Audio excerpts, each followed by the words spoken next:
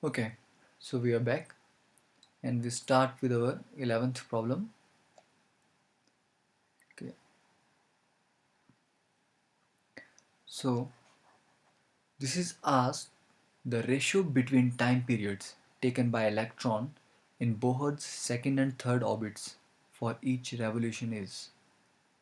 Okay, so we have to find the relation between time and orbit because हमें ये find करना है कि एक पर्टिकुलर ऑर्बिट में ट्रैवल करते टाइम एक इलेक्ट्रॉन को कितना टाइम लगता है, चाहे वो सेकंड ऑर्बिट है, थर्ड है, फोर्थ है।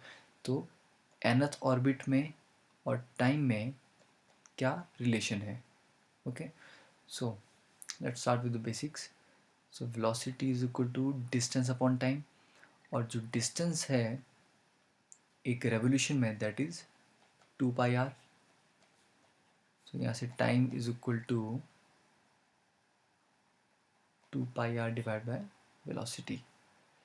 सो now r is basically n square a naught upon z। we can neglect the 2 pi because हमें just direct relation निकालना है, what is the relation। so this is the value of r, okay, divided by velocity। the velocity is z e square divided by 2 epsilon naught nh।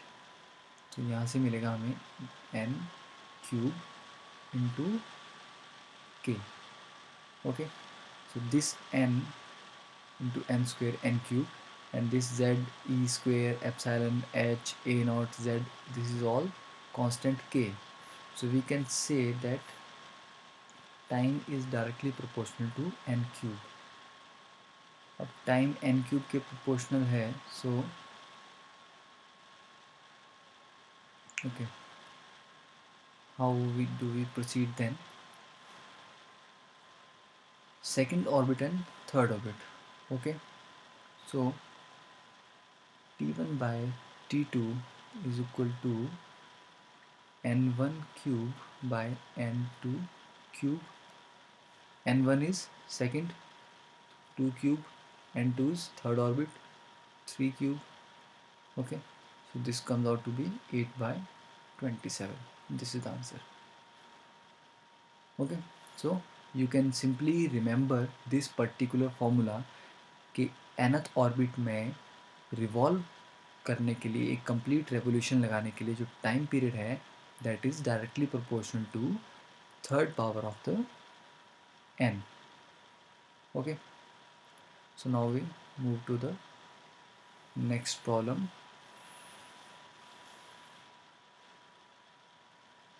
the wave motion of an electron in a Bohr's orbit of hydrogen is as shown।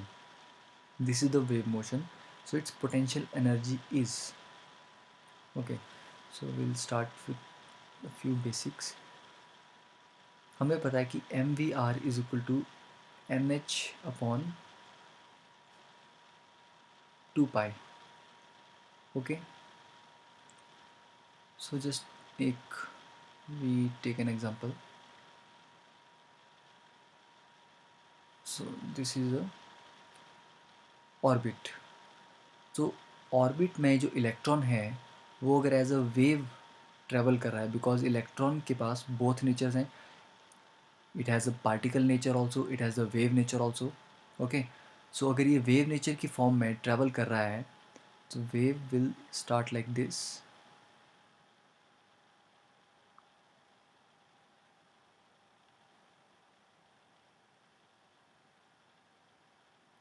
Okay, so इस तरह से अगर ये दोनों wave इस तरह से यहाँ पर कंप्लीट होती है then it will start propagating like this. So this will be a destructive interference. Okay, so ये नहीं होना चाहिए। तो डेफिनेटली, तो अगर डिस्ट्रक्टिव इंटरफेरेंस होगी तो ये सिस्टम ही एग्जिस्ट नहीं करेगा। So what we want is wave किस तरह से प्रोपिगेट करनी चाहिए, like this.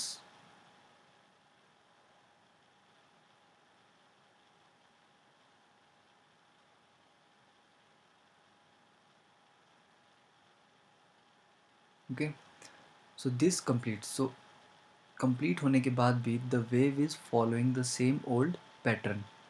So this is called constructive interference of waves. Okay, so one wave is equal to this much. This is one wave. Okay, so यहाँ से अगर हम counting start करते हैं, so how the counting proceeds, this is 1, this one 2, 3, 4. Okay, this is 4. अगर हम इसमें एक और वेव ऐड करेंगे दैट विल बी 5, एक सब्ट्रैक्ट करते हैं दैट विल बी 3. बट अगर हम इसमें हाफ वेव ऐड करते हैं तो ये फिर डिस्ट्रक्टिव ओवरलैपिंग स्टार्ट करेगा. सो दिस इज़ वाई कि ये जो n value, now we can see this whole circumference is equal to 2πr, and 2πr को कितने वेवलेंथ ने कवर किया है? 4 वेवलेंथ है, 4 lambda. Okay, so other cases में ये 4 हो सकती हैं, 5 हो सकती हैं, 3 हो सकती हैं. सो this is basically n. So 2 pi r, the whole circumference, is covered by n wavelengths, and lambda is equal to h upon mv. So n h upon mv. So this gives mvr is equal to nh upon 2 pi. तो Bohr का जो ये angular momentum को quantize करने की theory थी, ये waves की कंस्ट्रक्टिव इंटरफेरेंस से भी प्रूव होती है. ओके, सो अब हमें यहाँ से पता लगा कि ये जो n है, this is basically the number of wavelengths, and that is also equal to the इस value of orbit, nth orbit. Okay, so this n signifies the orbit in which electron is moving. तो यहाँ पर इस case में we have 1, 2, 3, 3 waves. So n is equal to 3. So n is equal to 3 को अगर यहाँ put करते हैं, and we also know the formula for potential energy. Potential energy is 2 times the energy in nth orbit. Okay, so 2 times, and energy का formula कितना है? -13.6 into divided by n square into z, because this is hydrogen, so z को consider करने की ज़रूरत नहीं है. So n is equal to 3. So the answer comes out to be -3.02 electron volt. So the most important thing in this is that potential energy is twice of the energy, total energy. Okay, so don't just calculate this. अगर आप सिर्फ इसी को calculate करके answer निकालेंगे, that will be half of this. Okay, that will be -1.51. Okay, so always multiply the total energy by 2 to calculate the potential energy.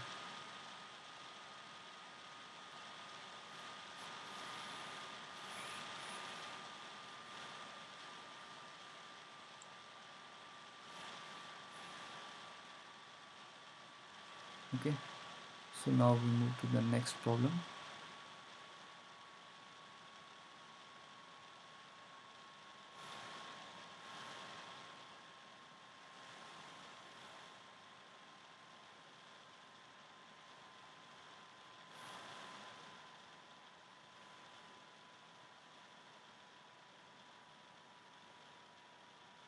Okay, so 13th problem is, if the radius of Bohr's first orbit of helium positive is x, then the radius of Bohr's second orbit of hydrogen is. So we have to compare the radius. So यहाँ पर orbit given है कि second orbit है hydrogen का, यहाँ first orbit है helium positive ion. It is a single electron system, because हम सिर्फ सिंगल इलेक्ट्रॉन सिस्टम्स को ही बोहर मॉडल से सॉल्व कर सकते हैं. तो ऑर्बिट गिवन है और उसका रेडियस गिवन है. Okay, so we must know the relation between orbit and the radius. There is a simple formula that r is equal to n square a naught divided by z. Okay, and this a naught is equal to Bohr radius. और ए not की value होती है 0.529 angstrom. तो proportionality के according r is directly proportional to m square divide by Z because a naught is a constant term. So we can use R of helium positive divided by R of hydrogen is equal to helium का कौन सा first orbit है. Okay, तो इसके लिए n of helium positive square divide by helium के लिए z की वैल्यू है 2 m square of hydrogen divide by z is 1. Okay, so this is helium के लिए जो ऑर्बिट है n की value, this value is 1, and for hydrogen this is second, this is 2. So finally this will come out to be, the answer will be RH divided by R of helium positive will be 8. Okay, and R of H is equal to 8 into X because this value is given to be X. So I think we are done with this.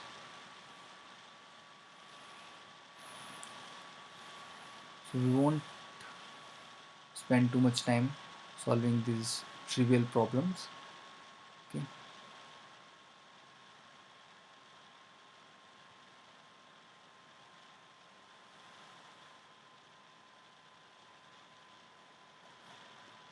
Okay, so next problem is the velocity of electron in Bohr's third orbit of hydrogen is x, and the velocity of electron in Bohr's first orbit of lithium 2 positive. So basically क्या है, this is also single electron system and this is a single electron system. तो velocity और orbit में relation पूछा गया है. Okay, so we know that velocity is directly proportional to z divided by n. So v1 by v2 is equal to z1 by z2 into n2 by n1. So we can just put the values. So velocity of electron third orbit is x. So v1 we can put as x. Velocity of electron in first orbit is, this is unknown, so let it be v2. z1 is for hydrogen, this is 1. z2 is 3 and n2 is first orbit of lithium, so n2 is 1 and n1 is 3. Okay, so the answer will come that v2 is equal to 9x. Okay,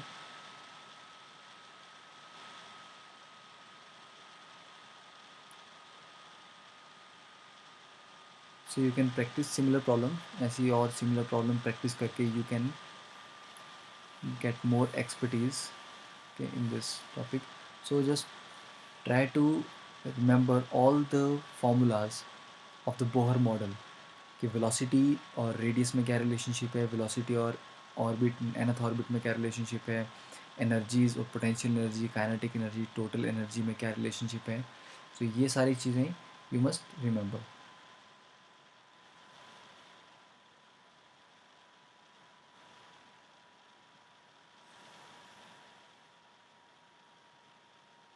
Okay, so here comes the next problem.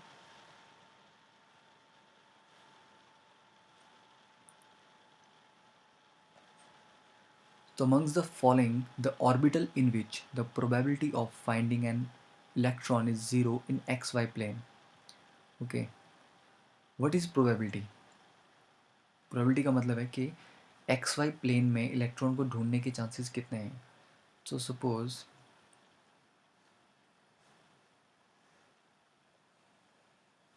this is x, this is y. So xy plane consists of all this region.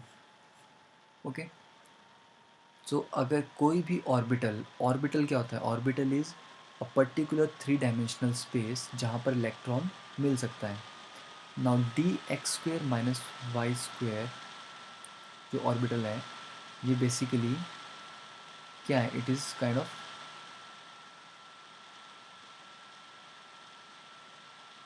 Okay, so this is this orbital involve, जो इसके lobes आएंगे ये x direction में भी होंगे, ये Y direction में भी होंगे. ओके, तो जब ये एक्स डायरेक्शन में लोब आ रहा है उसका, तो डेफिनेटली जहाँ पर लोब रहेगा, व्हाट इज़ द, अगर मैं इस तरह से पी ऑर्बिटल ड्रॉ करता हूँ तो इसका मतलब क्या है? Suppose it is a p y. Okay, so this is the y axis, this is the x axis. तो इसका मतलब है कि वाई डायमेंशन में इसके दो लोब्स हैं. तो इस तरफ अगर आप जाओगे तब भी आपको यहाँ कहीं इलेक्ट्रॉन मिल सकता है, इस तरफ जाओगे तब भी इलेक्ट्रॉन मिल सकता है. But this is x axis. अगर एक्स एक्सिस की तरफ जाओगे तो ये लोब एक्स एक्सिस में एग्जिस्ट नहीं करता. एक्स एक्सिस में इलेक्ट्रॉन के मिलने के चांसेस भी ज़ीरो हैं, क्योंकि इलेक्ट्रॉन हमेशा ऑर्बिटल में होगा, and orbital is this space, ये स्पेस ऑर्बिटल है.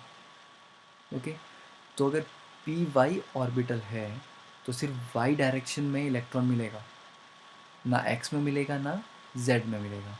ओके, तो एक्स जेड प्लेन एक ऐसा प्लेन है जहाँ पर इलेक्ट्रॉन मिलने के चांसेस ज़ीरो हैं, और you can say this is the nodal plane for p Y.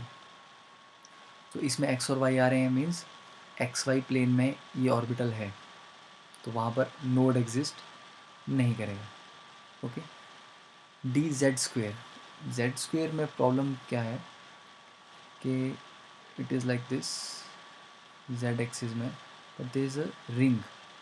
ये रिंग एक्स और वाई एक्सिस में भी एग्जिस्ट करता है, तो ये रिंग में भी इलेक्ट्रॉन प्रेजेंट हो सकता है कहीं पे भी.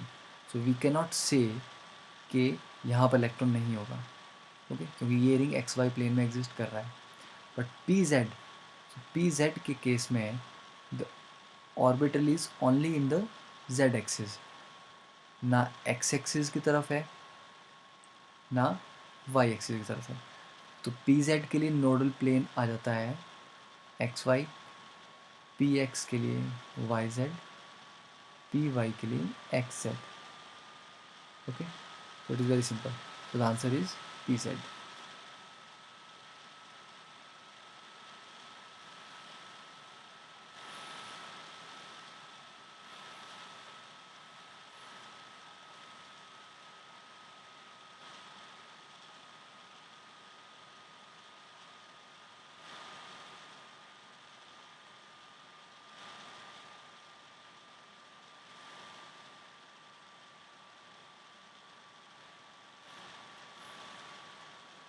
Okay, this one is a bit, थोड़ी सी tricky problem है, not tricky, but okay, it's not the regular problem. Okay, so to consider the following plots of 2s orbital. तो 2s orbital के हमारे पास तीन plots हैं. This is something x versus r, this is something y versus r, z versus r. So हमें plot देख के ये बताना है कि ये x, y और z क्या क्या है. तो हमारे पास ऑप्शन है r, r square, 4 pi are square, R square. Okay, so अभी के लिए जस्ट रिमेंबर कि going into the details is not advisable right now. So let's see कि हम बेसिक कॉमन सेंस लगा के किस तरह से क्वेश्चन को सॉल्व कर सकते हैं. सो सी, अगर y, suppose r square will always be positive, and 4 pi are square भी हमेशा पॉजिटिव रहेगा क्योंकि स्क्वेयर है. But r can be positive, can be negative also. तो ये ग्राफ वाई में ये पार्ट जो ग्राफ का है ये इसके लिए y की वैल्यू नेगेटिव है, तो y नेगेटिव होगा तो ये y आर स्क्वेयर भी नहीं हो सकता, 4 पाई आर स्क्वेयर भी नहीं हो सकता। Okay, this y has to be this r, क्योंकि सिर्फ ये r ही नेगेटिव हो सकता है और पॉजिटिव भी हो सकता है, बाकी ये दोनों केस हमेशा पॉजिटिव में ही रहेंगे। ठीक है, तो ये क्लियर हो गया कि y ये बेसिकली r है। सेकंड थिंग, अब सपोज r का अगर हम स्क्वायर करते हैं सो इस ग्राफ की मिरर इमेज आएगी। जब भी किसी ग्राफ को हम ये एक्सिस स्क्वायर करते हैं तो r अगर नेगेटिव में जा रहा है तो r स्क्वायर हमेशा पॉजिटिव होगा, तो उसको पॉजिटिव करने के लिए क्या करेंगे, इस पॉइंट से हम इस ग्राफ की मिरर इमेज ड्रॉ करेंगे। Okay, so this is the graph for r square, तो वो इस ग्राफ के साथ मैच कर रहा है, सो मीन एक्स जो है ये आर स्क्वायर है। तो बची third option, this z has to be 4 pi r square. Okay, so always remember कि जो आर का ग्राफ होगा वो नेगेटिव में जा सकता है, जो स्क्वायर का ग्राफ होगा वो कभी नेगेटिव में नहीं जाएगा। ओके, एंड 2s ऑर्बिटल है, तो 2s ऑर्बिटल के लिए total number of nodes is n minus l minus 1, तो 2 minus 1 0 minus 1। Okay, for s l is equal to 0, so total एक नोड एग्जिस्ट करता है। तो आर स्क्वेयर का ग्राफ कितनी बार 0 को टच कर रहा है, that is the number of nodes, so only एक बार, तो 1 नोड। तो यहाँ से आप नंबर ऑफ नोड्स भी बता सकते हो। Okay,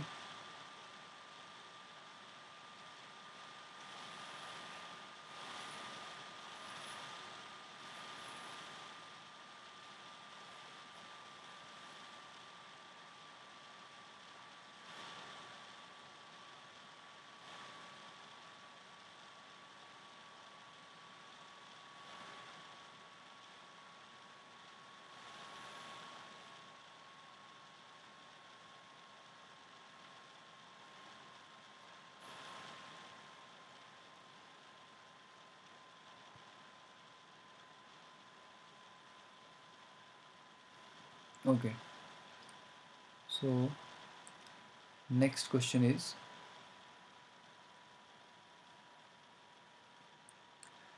the electron in an hydrogen atom in its ground state absorbs 1.5 times as much energy as the minimum required for it to escape from the atom, and the wavelength of the emitted electron is।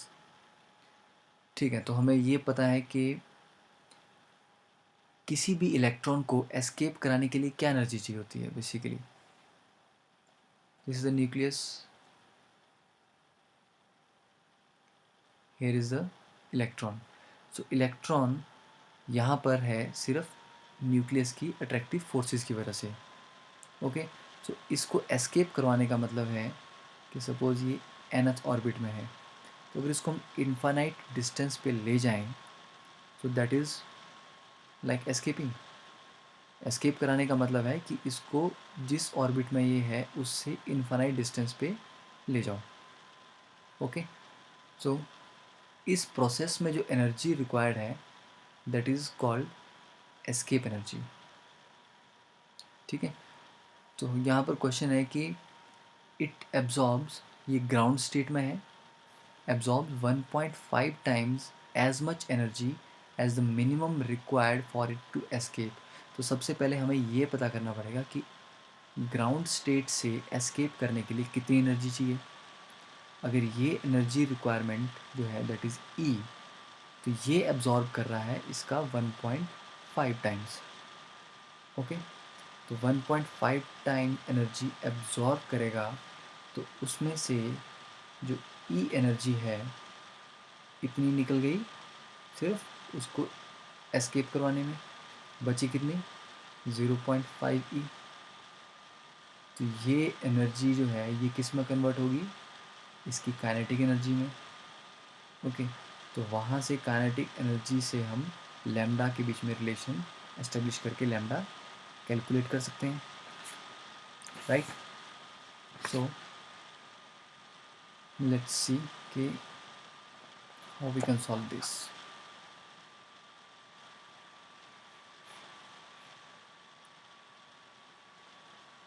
Okay, so minimum energy required to escape.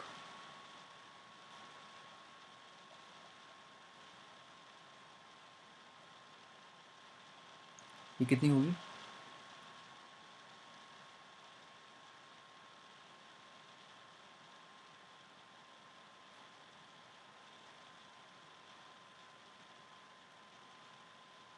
Z1 है, ground state है तो n की value भी 1 है, so this is equal to 13.6. Okay, तो ये 13.6 क्यों आई? Basically जो एनर्जी की वैल्यू होती है दैट इज़ ऑलवेज नेगेटिव. सो हमारे पास एक एजम्पशन होती है, वी एज्यूम, एटॉमिक स्ट्रक्चर में हमेशा हम ये एजम्पशन लेके चलते हैं कि energy of any electron at infinity is zero. Okay, तो इनफाइनाइट में जाने के बाद उसकी एनर्जी ज़ीरो हो जाती है, और जब भी वो किसी एटम में बॉन्डेड है उसकी एनर्जी हमेशा नेगेटिव होगी. तो नॉर्मली ग्राउंड स्टेट में एनर्जी निकालनी हो तो फर्स्ट स्टेट में energy is -13.6 into 1² upon 1² is equal to -13.6. तो अभी ग्राउंड स्टेट में जब इलेक्ट्रॉन है तो इसकी एनर्जी है -13.6. इन्फिनिटी पे जब भी जाएगा तो इसकी एनर्जी हो जाएगी ज़ीरो. तो इस एनर्जी को ज़ीरो करने के लिए कितनी एनर्जी प्रोवाइड करनी पड़ेगी? +13.6. Total sum will become zero. तो हमें 13.6 एनर्जी ही देनी है. तो मीन्स किसी भी स्टेट में, अगर ये ग्राउंड स्टेट में नहीं है किसी और स्टेट में है, तो किसी भी स्टेट में अगर उसकी एनर्जी ई एक्स है, -EX, तो उसको उतनी ही एनर्जी और दे देंगे पॉजिटिव में, तो वो ज़ीरो हो जाएगा. And that is the energy required for electron to escape from the atom. Okay, so always remember this is a standard assumption. तो 13.6 इलेक्ट्रॉन वोल्ट एनर्जी देंगे तब ये एस्केप करेगा.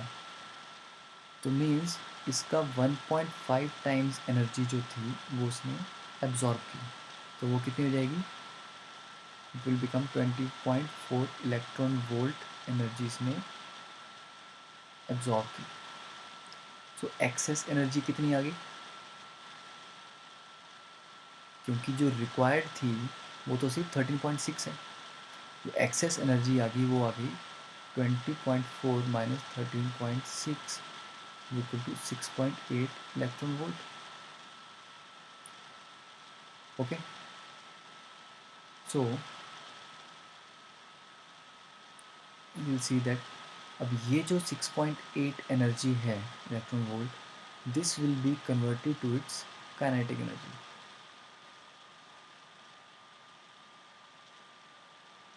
Okay, so okay, is it 6.8?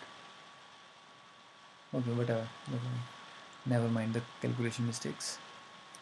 So whatever this energy comes, 6.8. So हम क्या, what is the next step we will do? Next step is the kinetic energy we know is 1/2 mv square. So it is equal to 2 into kinetic energy divided by m. तो यहाँ से velocity की value आ जाएगी. उस velocity की value को put कर सकते हैं lambda is equal to h/mv में. h is known, mass of electron is known, velocity हमने यहाँ से कैलकुलेट कर ली, उस वेलोसिटी को यहाँ पुट करेंगे. So finally you will get the answer and maybe the answer will be this much. Okay, so just be aware about the calculation mistakes because calculation mistake can happen. So just understand the basics कि हमने calculate किया what is the energy required for it to escape, उसका 1.5 times absorb किया. So this was absorb, इसमें से इतनी energy escape करवाने में कंज्यूम हो गई. This was energy left, this was converted to kinetic energy. From kinetic energy we calculated the velocity, velocity से we calculated the wavelength.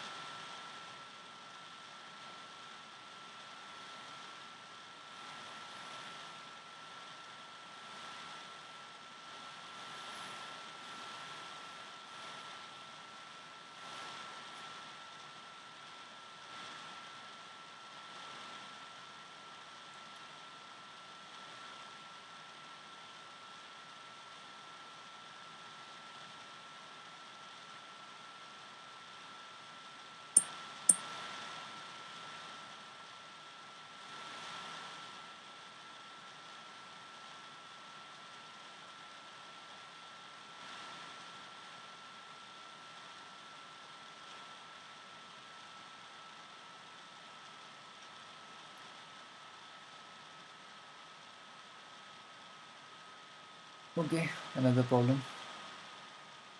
So, a gaseous particle X has atomic number n and a charge of +1. Okay, तो इसके पास X के पास atomic number है n, तो number and charge is +1. +1 means उसने एक electron loose किया है. तो इसके पास जो नंबर ऑफ इलेक्ट्रॉन्स हैं दैट इज़ n-1, क्योंकि n is the atomic number, it is number of protons. तो जितने प्रोटॉन्स होंगे उतने ही इलेक्ट्रॉन्स भी होंगे न्यूट्रल केस में, और +1 चार्ज का मतलब है कि एक इलेक्ट्रॉन कम है, तो number of electrons n-1. Y particle में the atomic number is n+1. Okay, and it is iso electronic with x. तो मीन्स इसके नंबर ऑफ इलेक्ट्रॉन भी n-1 है, क्योंकि आइसो इलेक्ट्रॉनिक है तो दोनों के नंबर ऑफ इलेक्ट्रॉन्स बराबर होंगे. बट इसका एटॉमिक नंबर n+1 है. तो n+1 से जब दो इलेक्ट्रॉन्स वापस जाएंगे तभी जाके it will give you n-1. So mean y जो है it is a 2 positive cation and x is a 1 positive cation. Okay, तो डेफिनेटली वी नो कि एक इलेक्ट्रॉन लूज़ करने के बाद नेट पॉजिटिव चार्ज जो है न्यूक्लियस का वो इफेक्टिव न्यूक्लियर चार्ज इंक्रीज़ कर जाता है, क्योंकि अब उतने ही प्रोटॉन्स को, कम इलेक्ट्रॉन्स को अट्रैक्ट करना है. सपोज इसके पास 10 प्रोटॉन थे और 10 इलेक्ट्रॉन थे, तो 10-10 को बैलेंस कर रहे थे. जब एक इलेक्ट्रॉन लूज़ हो गया then this figure comes to 9. तो 10 प्रोटॉन्स को जब 9 को अट्रैक्ट करना है तो अट्रैक्शन बढ़ जाएगी. ओके, सो द कैटायन का साइज़ छोटा हो जाएगा. और जब दो इलेक्ट्रॉन लूज़ होते हैं तो दो इलेक्ट्रॉन लूज़ करने के बाद जो size of the cation it goes further down और बहुत कम होता है. ओके, सो हमेशा 2 पॉजिटिव कैटायंस का रेडियस 1 पॉजिटिव कैटायन से कम ही रहता है. So this one is right that x has a larger radius than y. Okay, x and y have same electronegativity. इस बेसिक डाटा पे हम इलेक्ट्रोनेगेटिविटी पे कोई कमेंट नहीं कर सकते, कोई कैलकुलेशन नहीं कर सकते. Then x requires more energy than y when a further electron is removed from both particles. अब अगर y2 पॉजिटिव में से एक और इलेक्ट्रॉन निकाल के इसको y3 पॉजिटिव में कन्वर्ट करना है तो ज़्यादा मुश्किल है, क्योंकि इफेक्टिव न्यूक्लियर चार्ज इसका बहुत हाई है. क्योंकि ऑलरेडी दो इलेक्ट्रॉन्स निकालने हैं तो थर्ड निकालना बहुत मुश्किल होगा. बट एक्स से अभी सिर्फ एक ही इलेक्ट्रॉन निकाला है तो सेकेंड इलेक्ट्रॉन निकालना उतना मुश्किल नहीं होगा. तो this is not right. The right option will be कि Y requires more energy than X when a further electron is removed from both particles. Okay, this is also wrong, so only A is the right option.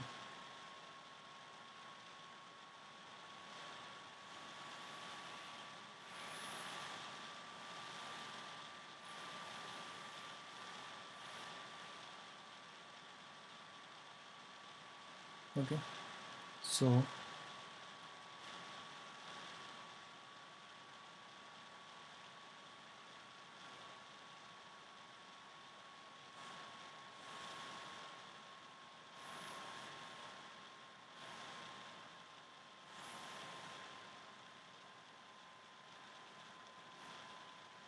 So the 19th problem is again a graph. Okay. So energy, we know energy of nth orbit is equal to minus 13.6 z square divided by n square electron volt per atom. Now we have to find the graph between energy and z square. Okay, so let's see. Energy और z square में direct relationship है but negative sign के साथ. Okay, so it is like y is equal to M X plus C. ठीक है, c तो यहाँ पर डेफिनेटली नहीं है, so we can say that this y is e, m is -1, x is z square. This is graph for z, but हम z square की बात कर रहे हैं. तो अगर z स्क्वेयर को मैं कंसिडर करता हूँ, suppose let it be b, so e is directly proportional to minus b. okay, so e is equal to -1 into b. तो e और b का जो ग्राफ होगा उसकी स्लोप होगी negative and it will be a straight line, क्योंकि straight line equation आ रही है. तो this is the right option. ये गलत ऑप्शन है बिकॉज यहाँ पर अगर नेगेटिव साइन नहीं होता, इफ़ दिस वॉज पॉजिटिव, तो ये करेक्ट ऑप्शन होता, बट ये नेगेटिव है तो स्लोप नेगेटिव रहेगी. और अगर z के साथ हम वेरिएशन चेक करते तो z के साथ डायरेक्टली प्रोपोर्शनैलिटी आनी थी एंड पैराबोलिक ग्राफ बनना था. तो ग्राफ कुछ इस तरह से होता, तो z स्क्वेयर हमेशा पॉजिटिव रहेगा. ओह नो, ग्राफ इस तरह से होगा क्योंकि z स्क्वेयर, z यहाँ पे है तो z रहेगा, तो it will be positive. Okay, so always remember these signs are very important.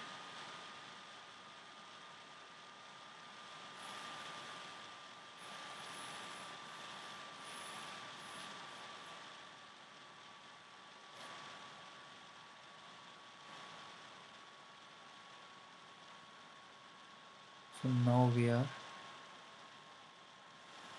moving with speed.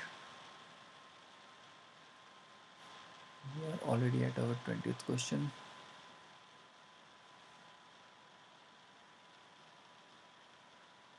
Let's hope that you guys are understanding everything that I'm saying. Okay, so hydrogen atom के लिए ये wave function define किया है.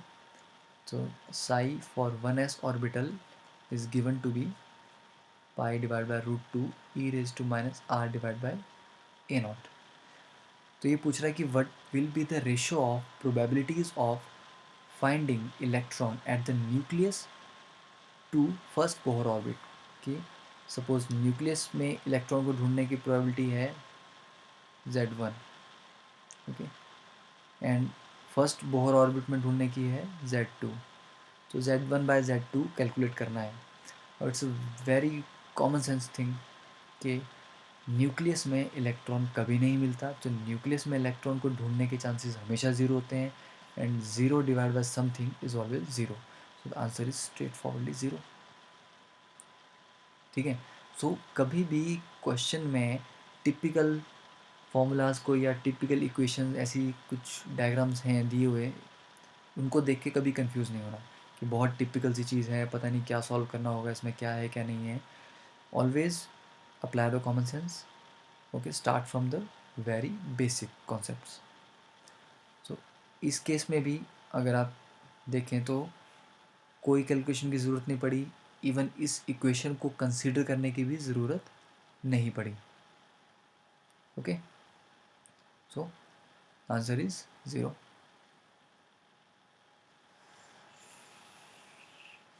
और IIT में बहुत बार ऐसा हुआ है कि इस तरह स्क्रोडिंगर इक्वेशन के ऊपर कुछ क्वेश्चन पूछे गए हैं and those were very very basic question जो कॉमन सेंस से सॉल्व हुए हैं. Okay, now we are coming towards such question.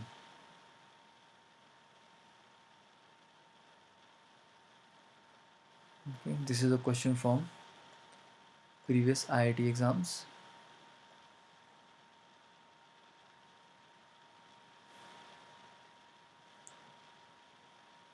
So this is basically R divided by 2a naught. Okay, so अब ये पूछ रहा है कि साई की के लिए इक्वेशन दिया हुआ है, दैट इज 2s ऑर्बिटल के लिए this is the wave function. तो at r is equal to r naught radial node is formed. What is a radial node? Radial node का मतलब है ये इक्वेशन आपको रेडियस के टर्म्स में डिफाइन की है, रेडियल कोऑर्डिनेट्स की टर्म में दी गई है. तो रेडियल नोड कहाँ होगा? जब नोड होता है at node probability is equal to 0, probability of finding the electron, and probability density is psi square. तो जहाँ psi square 0 हो जाएगा वहाँ पर probability भी 0 हो जाएगी. तो ये psi, ओके, अब देखिए इसको अगर हम स्क्वेयर करते हैं तो ये कब 0 होगा? ये टर्म 0 नहीं हो सकती, ये टर्म भी स्क्वेयर करने से 0 नहीं होगी. ये टर्म स्क्वेयर करने से तब 0 हो सकती है when 2 minus r upon a naught becomes 0. तो इससे r is equal to 2a naught. तो r की इस वैल्यू पे प्रोबेबिलिटी 0 हो रही है. तो बोल रहा है कि r is equal to r naught radial node is form. Means इस r की वैल्यू पे रेडियल नोड आ रहा है क्योंकि प्रोबेबिलिटी 0 हो रही है. तो this is basically r naught. तो r नॉट को a नॉट की टर्म्स में डिफाइन करना है. तो r naught is equal to a naught. This is the answer. तो सिंपल नोड पूछा गया है. नोड का मतलब है Sai square is equal to 0. तो साई स्क्वेयर करो, उसको 0 इक्वेट करो, that is the answer. So it was a very very simple question and it has been asked in JEE.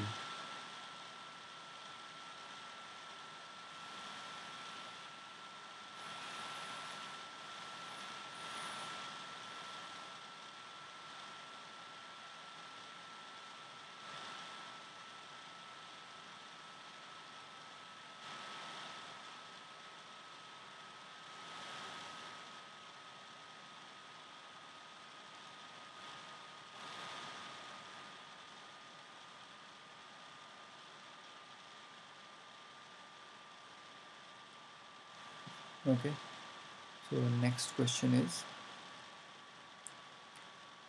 if a certain metal was irradiated by two different light radiations of frequencies x and 2x, then the kinetic energy of the ejected electrons are y and 3y. तो threshold frequency calculate करनी है. Okay, तो इस case में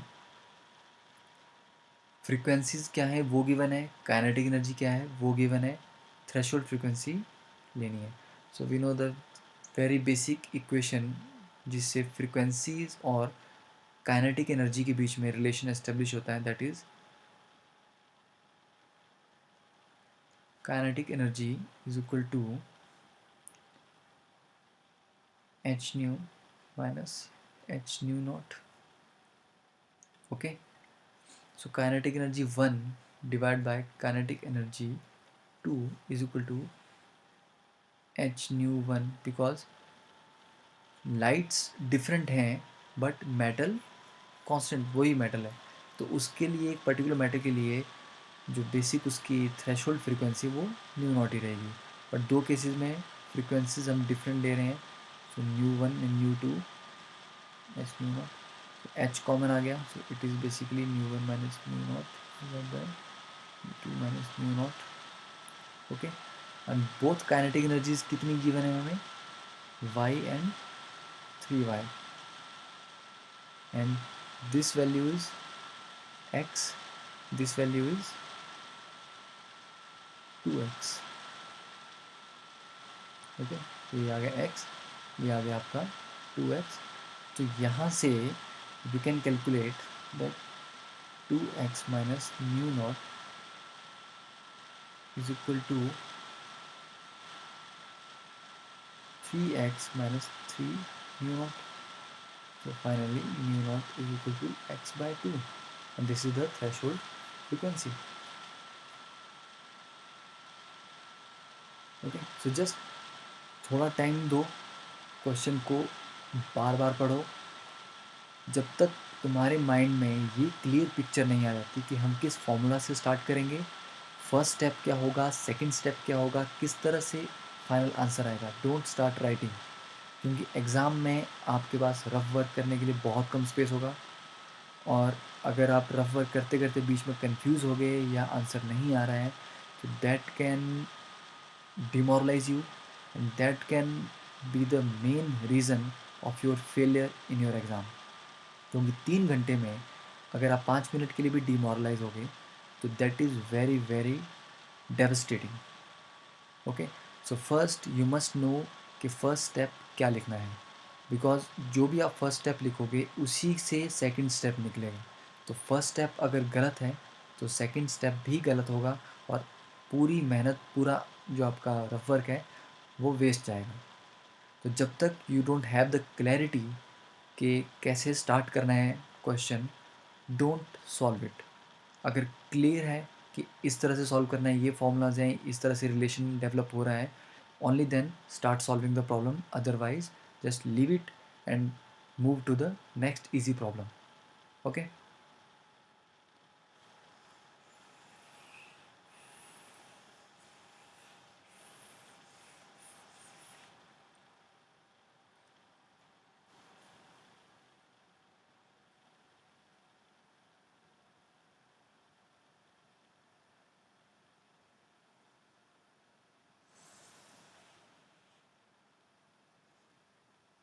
this is a quick one.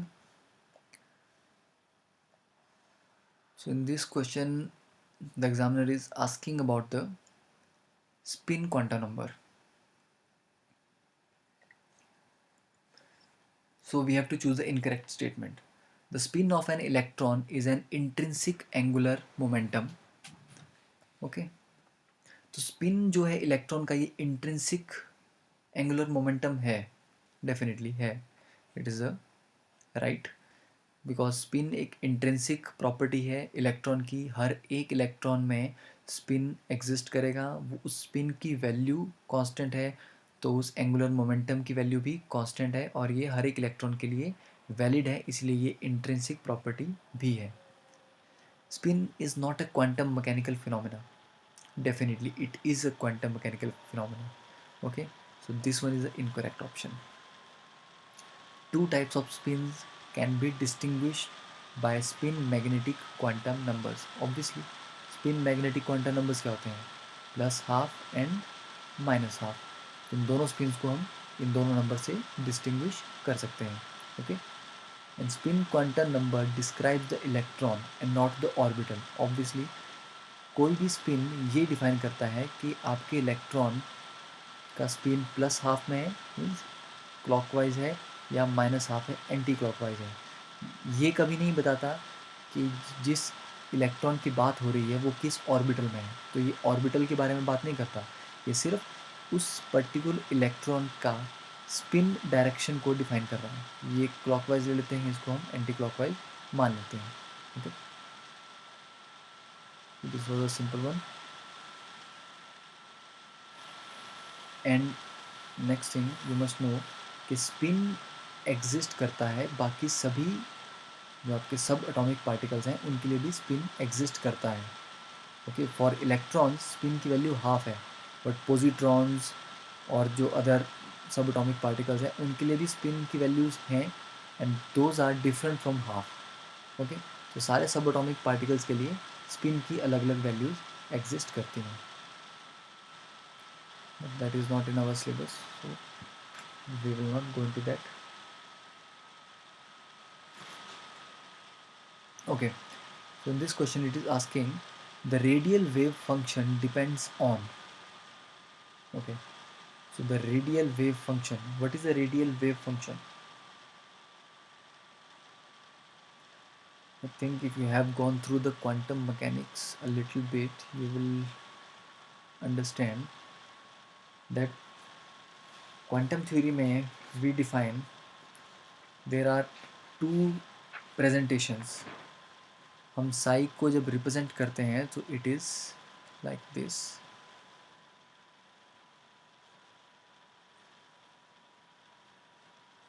Okay, so this is the variation with radius.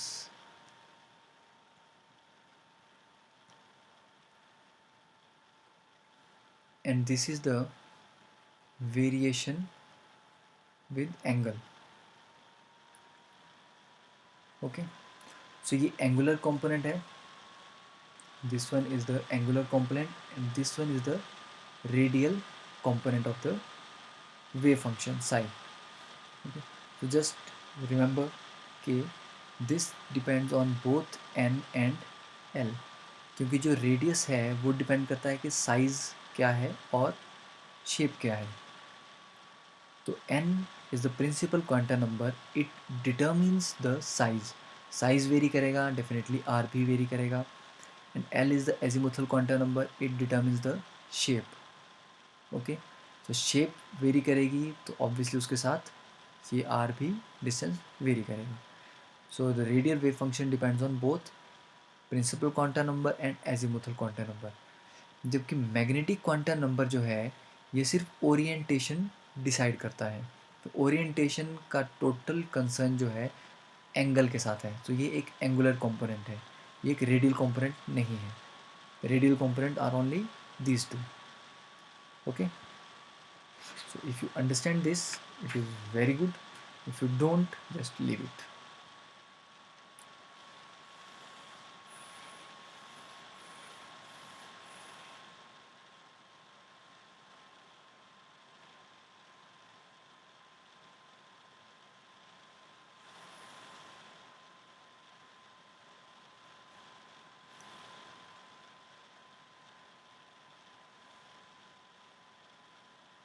Okay, so this question is,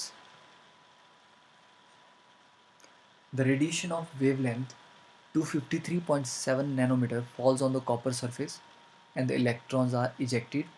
So if the stopping potential is 0.5 volt, because potential हमेशा volt में define किया जाता है. So if the stopping potential is 0.5 volt, then the work function is. So इसमें सबसे ज़्यादा important चीज़ है कि you must understand what is the stopping potential. तो जब भी किसी भी फोटो इलेक्ट्रिक इफेक्ट में इलेक्ट्रॉन इजेक्ट होंगे और एक सर्किट कंप्लीट हो रहा है तो वो इलेक्ट्रॉन्स मूव कर रहे हैं. पर अगर इलेक्ट्रॉन्स को जिस पाथ में वो मूव कर रहे हैं, like electrons are going from here to here. Okay, तो यहाँ पर पोटेंशियल है V1, यहाँ पर है पोटेंशियल V2. दोनों के बीच में पोटेंशियल डिफरेंस एग्जिस्ट करता है. उस डिफरेंस की वजह से जो इलेक्ट्रॉन्स हैं वो मूव कर रहे हैं. तो इलेक्ट्रॉन इस तरफ मूव करेंगे तो करंट आपका इस तरफ मूव करेगा. अब इस पोटेंशियल डिफरेंस के अगेंस्ट ऑपोजिट में अगर हम एक पोटेंशियल अप्लाई करते हैं इन ऑपोजिट डायरेक्शन, तो वो क्या करेगा, इस करंट को स्लो डाउन करेगा. ओके, बिकॉज अगर इस डायरेक्शन में 10 का पोटेंशियल है और हम ऑपोजिट डायरेक्शन में 2 का पोटेंशियल अप्लाई करते हैं तो नेट पोटेंशियल बचा 8 का. तो करंट को जो ड्राइविंग फोर्स मिल रही है वो सिर्फ 8 की मिलेगी. अगर ये 5 का है ऑपोजिट में तो सिर्फ 5 की ड्राइविंग फोर्स मिलेगी. तो स्टॉपिंग पोटेंशियल वो पोटेंशियल की वैल्यू है जिसको अप्लाई करने पे सर्किट में करंट बंद हो जाता है. There is no net flow of electrons. Okay, so अब देखते हैं कि इस स्टॉपिंग पोटेंशियल को हम जो हमारे पास डाटा है इससे कैसे रिलेट कर सकते हैं. ओके, तो सबसे पहले हमारे पास जो वेवलेंथ है गिवन है, इससे हमें एनर्जी आ जाएगी. तो एनर्जी एक बार मिल गई, देन स्टॉपिंग पोटेंशियल को उस एनर्जी से रिलेट करना है. ओके, तो अब देखते हैं कि how will do this. So you must know that maximum kinetic energy is equal to work, ठीक है, जितना वर्क होगा उतना ही काइनेटिक एनर्जी होगी, and work is equal to charge into potential. तो चार्ज इलेक्ट्रॉन्स के ऊपर कितना होता है, 1.6 into 10⁻⁹ coulomb, and this potential जो अप्लाई किया है ऑपोजिट में, दैट इज़ 0.5। तो मीन्स ये जो वर्क डन है, ये हम जो इलेक्ट्रॉन मूव कर रहे हैं एक पर्टिकुलर काइनेटिक एनर्जी के साथ मूव कर रहे हैं, तो उसके ऑपोजिट अगर हम इतना वर्क डन करते हैं तो काइनेटिक एनर्जी और वर्क डन दोनों बराबर हो जाएंगे, तो इलेक्ट्रॉन मूव नहीं करेगा, क्योंकि काइनेटिक एनर्जी जो है ये इस वर्क से कैंसिल आउट हो रही है। तो मैक्सिमम काइनेटिक एनर्जी वर्क के बराबर होनी चाहिए, okay, and that work is equal to stopping potential into charge. So this comes out to be 8 into 10⁻20 joules। तो इतनी एनर्जी हम ऑपोजिट डायरेक्शन में लगा रहे हैं, ओके। तो अब देखते हैं कि ये जो एनर्जी हमारे पास है ये कितनी आ रही है। So E is equal to hc/λ। तो ये आ जाएगी आपके पास 7.835 इंटू 10⁻19 जॉल्स, ओके। तो इतनी एनर्जी मिल रही है, okay. This is the maximum kinetic energy. तो वर्क फंक्शन क्या होता है, टोटल एनर्जी जो हमने सप्लाई की that is equal to work function plus kinetic energy. तो टोटल एनर्जी आप सप्लाई कर रहे हो 7.835 इंटू 10⁻19, क्योंकि ये वेवलेंथ है, ये टोटल एनर्जी होगी। Work function is unknown, x ले लेते हैं। काइनेटिक एनर्जी कितनी थी, जितनी स्टॉपिंग पोटेंशियल ने ज़ीरो की। तो stopping potential is always multiplied by charge gives you the maximum kinetic energy of the electrons, okay। so this is 8 into 10⁻⁻20 joules। तो यहाँ से x की वैल्यू आ जाएगी, and that value is this, okay। so always remember stopping potential multiplied by the charge of the electron is the maximum kinetic energy of electron। और जब maximum kinetic energy को आप stopping potential into charge से equate करते हो तब current stop हो जाता है, ओके।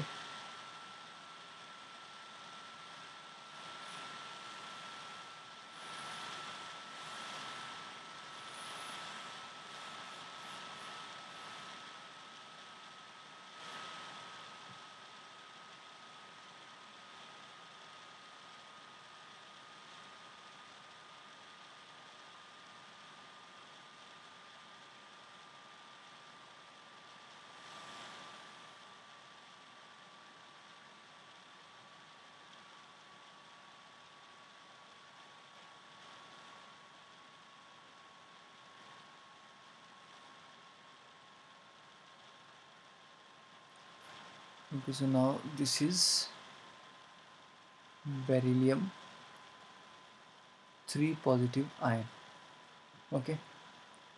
सो पोटेंशियल एनर्जी कैलकुलेट करनी है। सो हमने ऑलरेडी पढ़ा है कि potential energy is equal to twice of energy, total energy. So we can calculate the total energy. तो 2 into total energy is -13.6 n square divide by z square. N की value कितनी है यहाँ पे, फोर्थ शेल है तो n is equal to 4। Beryllium है तो उसके लिए भी z is equal to 4। 4 square cancel out each other. So this is equal to 2 into -13.6, that gives you -27.2 electron volt, okay। So always remember potential energy is equal to 2 times total energy।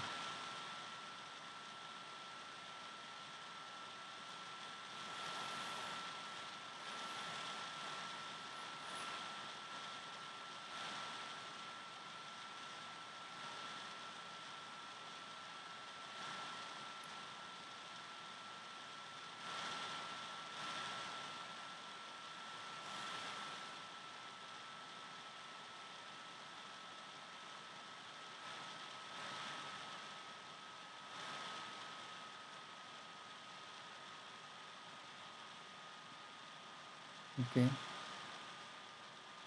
So in this question,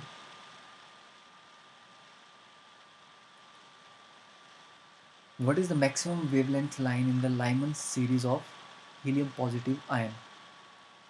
Okay, just remember one thing. Lyman lines कौन सी हैं कि किसी भी higher state से जब electron jump करता है higher state to n is equal to 1, Balmer is जब हायर स्टेट से जंप करता है n is equal to 2, Paschen series आती है जब हायर स्टेट से जंप करता है 3।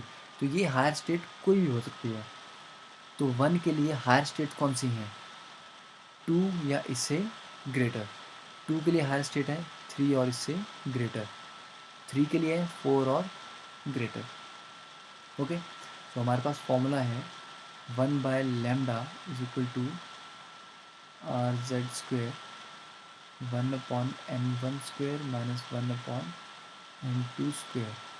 तो n2 ये है, this is the higher value, this is the lower value.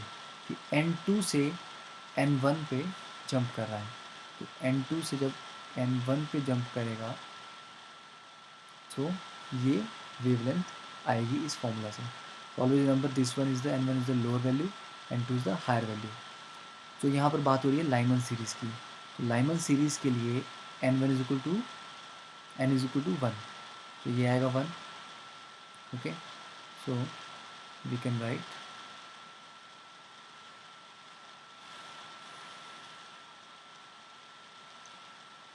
So 1/λ is equal to RZ², 1 minus 1/n2²। Okay, अब हमें ये देखना है कि wavelength is the maximum, we need maximum wavelength. तो wavelength is inversely proportional to frequency. तो maximum wavelength होगी तो मिनिमम फ्रीक्वेंसी होगी, मिनिमम फ्रीक्वेंसी होगी तो मिनिमम एनर्जी होगी। तो हमें मिनिमम एनर्जी वाली ट्रांजिशन देखनी है। Okay, so minimum energy transition का मतलब क्या है कि this is the ground state n is equal to 1, this is first excited n is equal to 2, this is second excited state n is equal to 3, this is fourth, okay, and up to so on. तो जितने ज़्यादा levels में difference होगा उतने ही energy difference होगा। अगर इसका energy difference 5 है तो ये एनर्जी डिफरेंस 5 से ज़्यादा होगा, ये एनर्जी डिफरेंस उससे भी ज़्यादा होगा। तो जैसे जैसे आप लेवल्स में हायर जाते रहोगे एनर्जी डिफरेंस बढ़ता रहेगा। तो हमें कौन सी ट्रांजिशन चाहिए जिसमें लैम्डा मैक्सिमम हो तो एनर्जी मिनिमम हो। तो n इज इक्वल टू 1 पे आना है हमने फाइनली। ओके, यहाँ पर 1² है तो 1 पे आना है और एनर्जी मिनिमम चाहिए। तो मिनिमम एनर्जी क्या है, इसके और इसके बीच में ये n1 n2 से अगर 1 पे जंप करोगे तभी मिनिमम आ सकती है, क्योंकि 3 से 1 पे जंप करोगे तो भी वो इससे ज़्यादा है, 4 से जंप करोगे वो उससे भी ज़्यादा होगी। तो मिनिमम एनर्जी सिर्फ इन्हीं दो के बीच में आ सकती है। तो n2 की वैल्यू रहेगी 2² and you can find the answer. तो 1/λ इज इक्वल टू 3r और lambda is equal to 1/3r। Okay, तो this is the answer. So always remember, maximum wavelength चाहिए तो मिनिमम एनर्जी, मिनिमम वेवलेंथ चाहिए तो maximum energy. Okay, let us do it from maximum wavelength to minimum. अब suppose this is written minimum wavelength, so minimum lambda corresponds to maximum nu corresponds to maximum energy। तो ground state से maximum energy में कौन सी हो सकती है, जब infinity से ग्राउंड स्टेट में कोई ट्रांजिशन होगी that is the maximum energy level, क्योंकि जो हाईएस्ट एनर्जी लेवल है दैट इज़ इन्फिनिटी और जो लोएस्ट एनर्जी लेवल है दैट इज़ ग्राउंड स्टेट। तो इन्हीं दो का एनर्जी का जो डिफरेंस है वो ही मैक्सिमम हो सकता है। तो इसके केस में 1/λ is equal to R Z square 1/1 square minus 1 upon infinity. Okay, so this goes to 0. So this is equal to helium के लिए z is equal to 2 4. Okay, so lambda is equal to 1 by lambda is equal to 4r. So lambda is equal to 1 by 4r.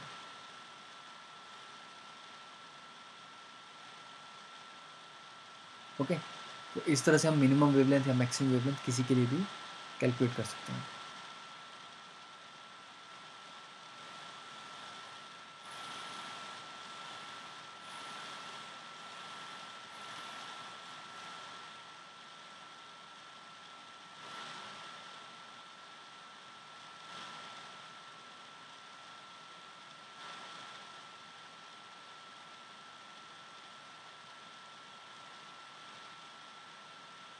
Okay, we'll solve this problem right here. The ratio of magnetic moments of iron 3 and cobalt 3 is answer. तो iron 3 की अगर हम configuration लिखें that is argon 3d5.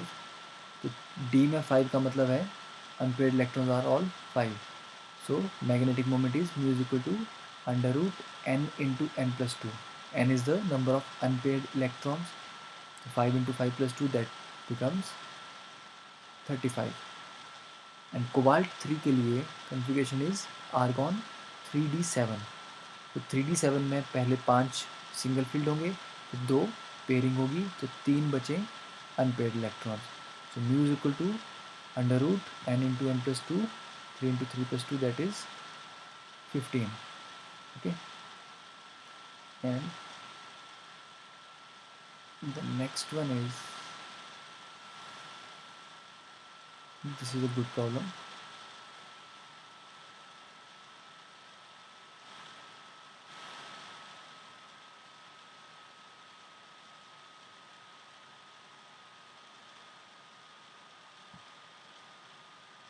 Okay. So if the electronic configuration of oxygen atom in ground state is written as 1s2, 2s2, 2p4, and we are writing this 4 like this. यहाँ पर pairing करवा दी, यहाँ भी pairing करवा दी और इसको खाली छोड़ दिया. तो कौन सा रूल वायलेट होगा? देखें, हुंड्स रूल बोलता है मल्टीप्लिसिटी मैक्सिमम होनी चाहिए. Okay, and what is multiplicity? Multiplicity is basically Hund's rule के अकॉर्डिंग अगर 3 इलेक्ट्रॉन्स हैं तो फर्स्ट पहले यहाँ आएगा, दूसरा यहाँ जाएगा, तीसरा यहाँ जाएगा. ओके, तो मल्टीप्लिसिटी होता है 2s+1. तो इसका स्पिन अगर +½ है तो इसका भी +½ होगा, इसका भी +½ होगा. तो दिस इज़ टोटल स्पिन. तो 2s+1 में क्या आएगा? 2, तीनों का स्पिन हो गया 3/2+1. ओके, बट यही 3 इलेक्ट्रॉन्स अगर हम इस तरह से डालें देन ये +½ ये +½ ये -½ तो इसका टोटल स्पिन हो गया, ये cancel out. 2 into 1/2+1. It is not maximum. So this term 2s+1, this is called spin multiplicity.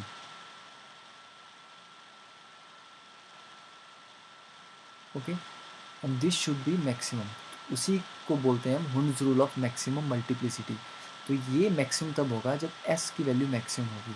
s maximum तब होगा जब सारे के सारे स्पिन ऐड होंगे, और ये ऐड तब होंगे जब ये सारे के सारे स्पिन सेम ही डायरेक्शन के हैं. ओके, एक भी स्पिन अगर ऑपोजिट डायरेक्शन का होगा तो ये कैंसिल आउट होंगे, तो बचेगा सिर्फ ये. ओके, तो जब तक सिंगल फील्ड है तब तक तीनों पैरेलल स्पिन में होनी चाहिए.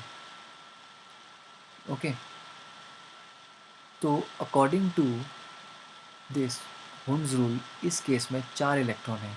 4 इलेक्ट्रॉन को अगर हम p ब्लॉक में डालते हैं तो मैक्सिमम मल्टीप्लिसिटी आएगी जब हम एक डालेंगे, दूसरा, तीसरा और फोर्थ में पेयरिंग करेंगे तो इन दोनों के स्पिन कैंसिल हो गए, ज़ीरो। इसका स्पिन प्लस हाफ, तो मल्टीप्लिसिटी हुई 2 × 1 + 1। ओके, बट इस केस में इसका स्पिन भी ज़ीरो हो गया, इसका स्पिन भी ज़ीरो हो गया, तो multiplicity is not maximized. So according to Hund's rule this is a violation. अब पॉलीज एक्सक्लूजन प्रिंसिपल क्या बोलता है? पॉलीज एक्सक्लूजन प्रिंसिपल बोलता है कि एक ऑर्बिटल में दो से ज़्यादा इलेक्ट्रॉन्स नहीं रह सकते। ठीक है, तो सिंपली याद रखना कि एक ऑर्बिटल में अगर आप 3 इलेक्ट्रॉन डालते हो तो वो पॉलीज एक्सक्लूजन प्रिंसिपल की वायलेशन है, क्योंकि एक्सक्लूजन का मतलब है, चलो will discuss that in the next question. So this is the violation of Hund's rule, because of बाउ रूल के अकॉर्डिंग क्या है कि सबसे पहले 1s भरेगा, फिर 2s, फिर 2p, तो ऑफ बाउ के अकॉर्डिंग करेक्ट है। 1s में पहले कम्प्लीटली फिल हुआ, फिर 2s पे गया, फिर जाके 2p पे गया, बट 2p में जो फिलिंग का ऑर्डर था that was not in accordance with Hund's rule. Okay,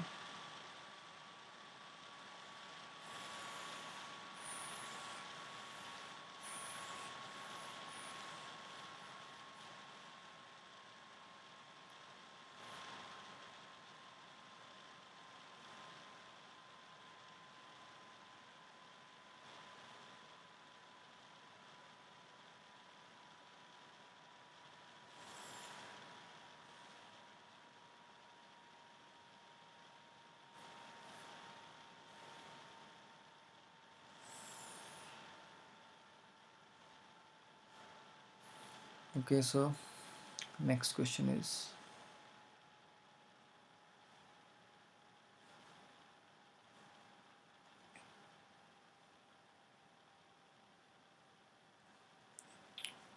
if the electronic configuration of nitrogen is written as 1s7, तो नाइट्रोजन में 7 इलेक्ट्रॉन्स हैं, अगर साथ के साथ इलेक्ट्रॉन्स को आप एक ही ऑर्बिटल में डाल दोगे तो कौन सा रूल वायलेट होता है?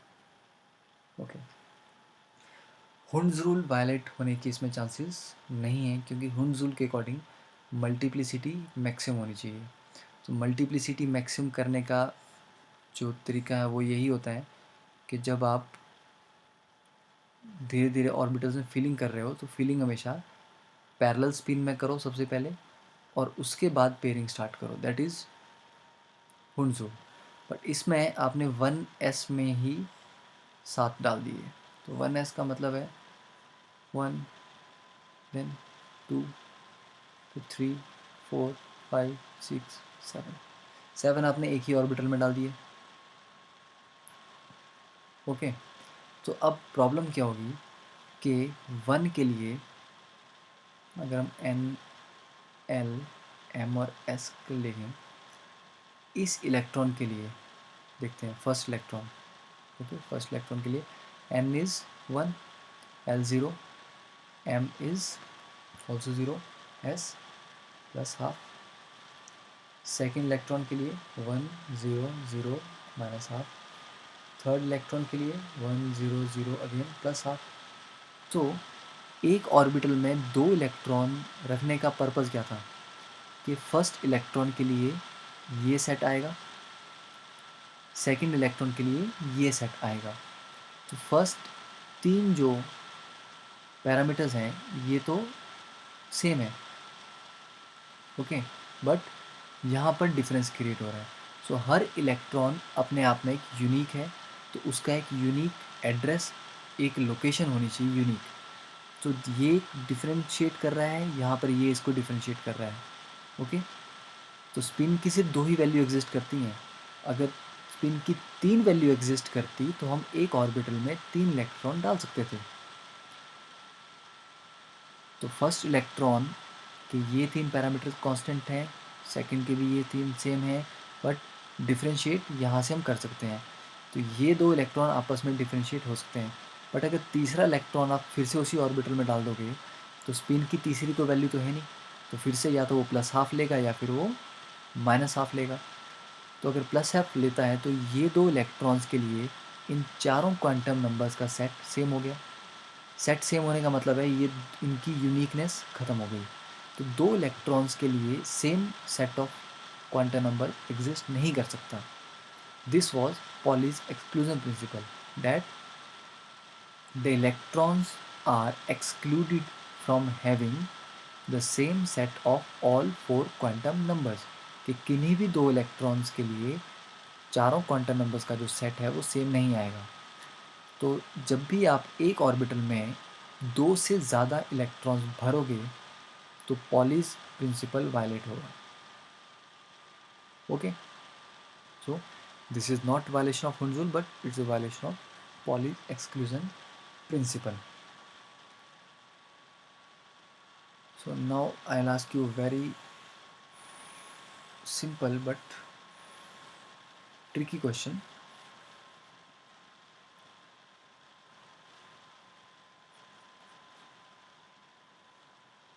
If there existed four values of spin, okay, अगर चार वैल्यूज स्पिन की एग्जिस्ट करती हैं, जैसे कि अभी हमारे पास नॉर्मली सिर्फ plus half minus half exist करती हैं, सपोज इसके अलावा प्लस 3/2 एंड -3/2 ये चार वैल्यूज एग्जिस्ट करती, तब पीरियोडिक टेबल में क्या डिफरेंस आता. Okay, so it's a very good question, conceptual. Just imagine,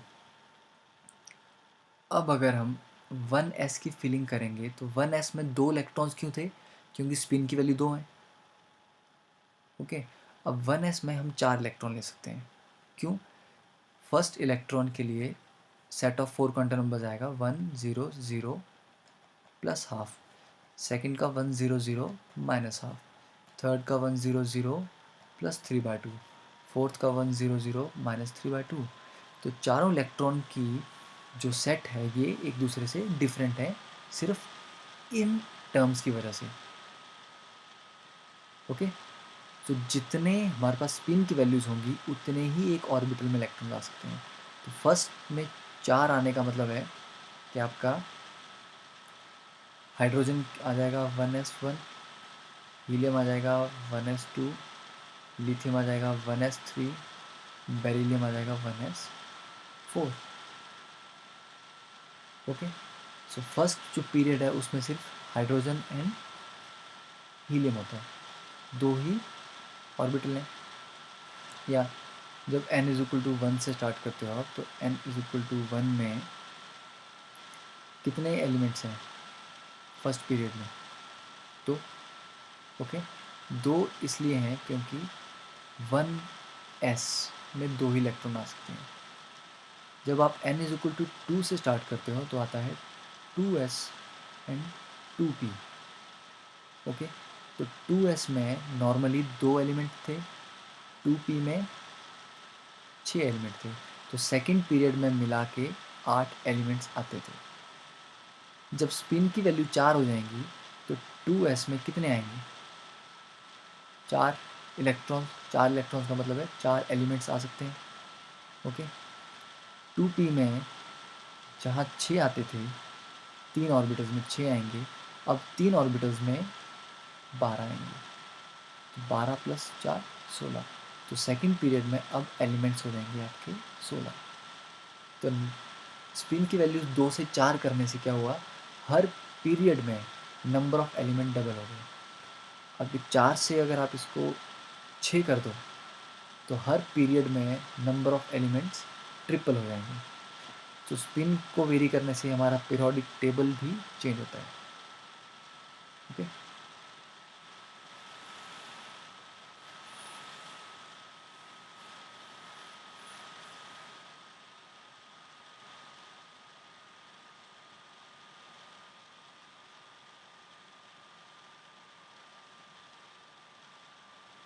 okay, इस क्वेश्चन को हम डायरेक्टली इसी फाइल पे देख लेते हैं.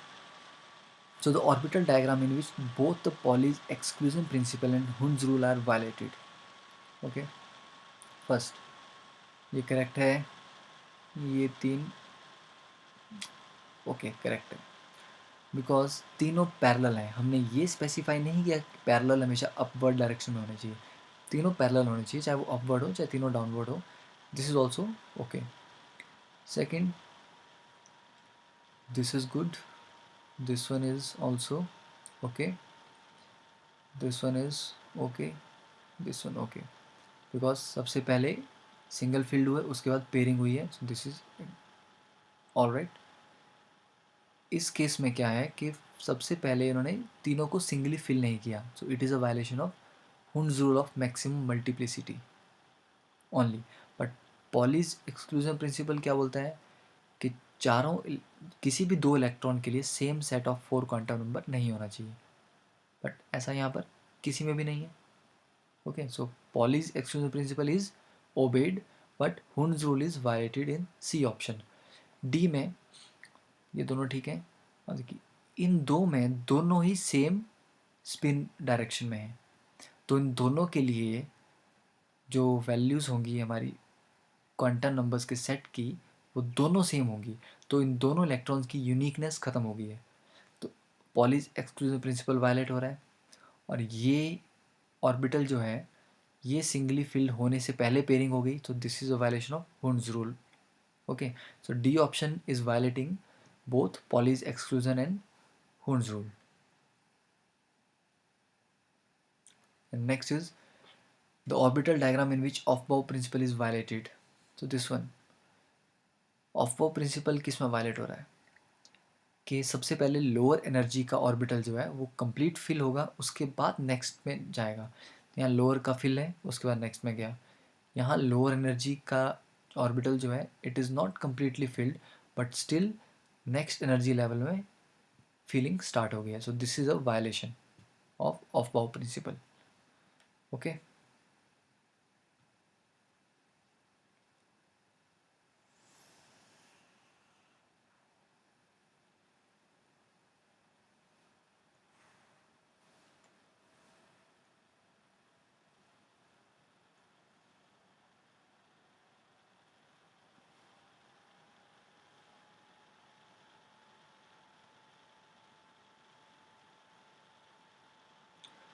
okay, question number 33.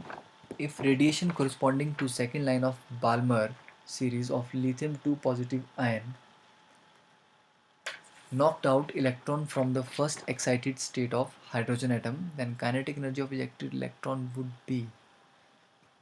Okay, so radiation कौन सी है ये हमें पता है कि it is the second line of Balmer series of lithium 2 positive ion. तो हम अगर इस लाइन की वेवलेंथ कैलकुलेट करें तो वहाँ से एनर्जी की वैल्यू आ जाएगी. उस एनर्जी ने एक इलेक्ट्रॉन को फर्स्ट एक्साइटेड स्टेट से रिमूव किया.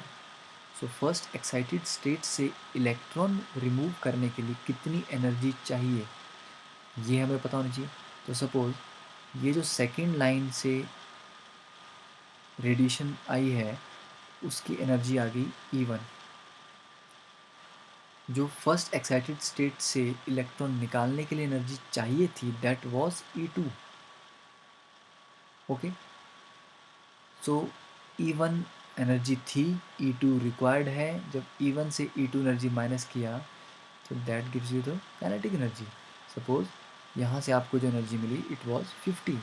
जो एनर्जी रिक्वायर्ड थी इसको नॉकआउट करने के लिए that was 30.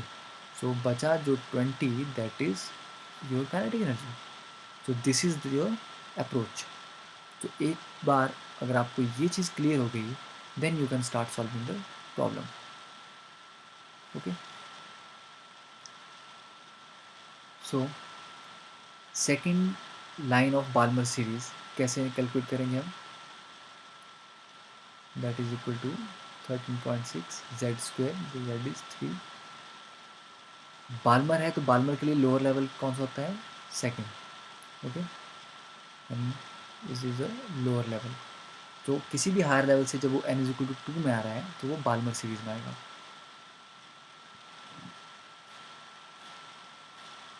So this is n2, n3 and 4. So this is the first transition, this is the second transition. n is equal to 5 लोगे तो वो आएगी आपकी थर्ड ट्रांजिशन. तो सेकेंड ट्रांजिशन किससे हो रही है, 4 से. तो 1/4 स्क्वेयर तो यहाँ से आपके पास आ गया लैम्डा निकल जाएगा. Okay, no this is not lambda, we are calculating the energy directly. हम डायरेक्टली एनर्जी कैलकुलेट कर रहे हैं. Energy is equal to 13.6 z square into this. Okay, तो दिस इज द एनर्जी. तो यहाँ से एनर्जी आ गई. तो this comes out to be 13.6 into 27/16. अब एनर्जी को, इसी इलेक्ट्रॉन को फर्स्ट एक्साइटेड स्टेट से नॉकआउट करना है. नॉकआउट करने का मतलब क्या होता है? इन्फिनिटी पे भेज देना है. तो फर्स्ट एक्साइटेड स्टेट होती है n is equal to 2, because n is equal to 1 is ground state. तो n इज इक्वल टू 2 से इन्फिनिटी में किसी को भेजना है, तो इन दोनों के बीच का एनर्जी डिफरेंस जो है ये पता करना पड़ेगा. Okay, so that energy required is equal to 13.6 into, अभी हाइड्रोजन एटम की बात हो रही है, तो z is equal to 1, 1/2 square minus 1 upon infinity square. This will give you 13.6 divided 4. तो इतनी एनर्जी हमें मिल रही है यहाँ से, इतनी एनर्जी रिक्वायर्ड है. Okay, so what is the math? अब मैथ में क्या करना है? एनर्जी कितनी बची? 13.6 into 27/16 minus 13.6 divided by 4. This is the kinetic energy left, and this is the answer. Okay.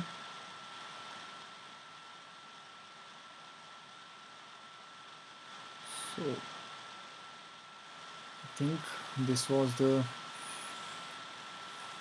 enough for the today. So let's call it a day. And in our next lecture, we'll focus on a few more things about atomic structure, like the quantum mechanics part, the psi square, the probability density, okay, and the probability, the difference between them, and what are the requirements for the wave function, like it has to be single valued, continuous and finite, like that. And we will also focus on the nodes, the angular nodes and the radial nodes. Okay, so thank you for your time. Have a nice day.